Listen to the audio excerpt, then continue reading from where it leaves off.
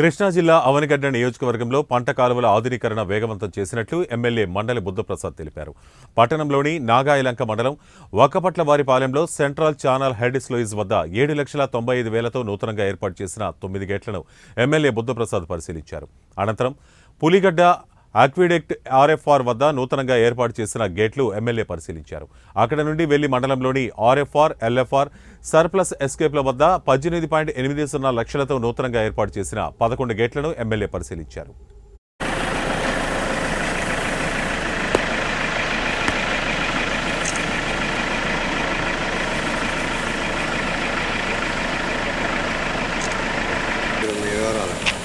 ఎన్ని గేట్లు మొత్తం 3 గేట్లు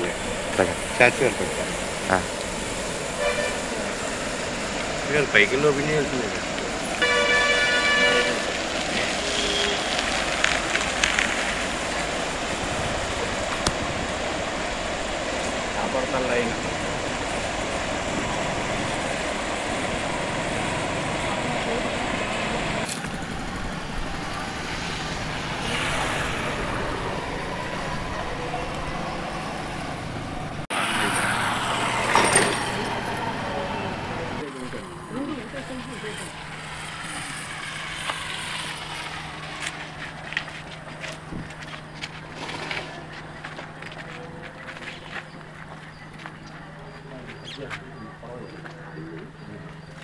పెయింట్ వేస్తాను అంటే నైట్ టైం పెట్టినప్పుడు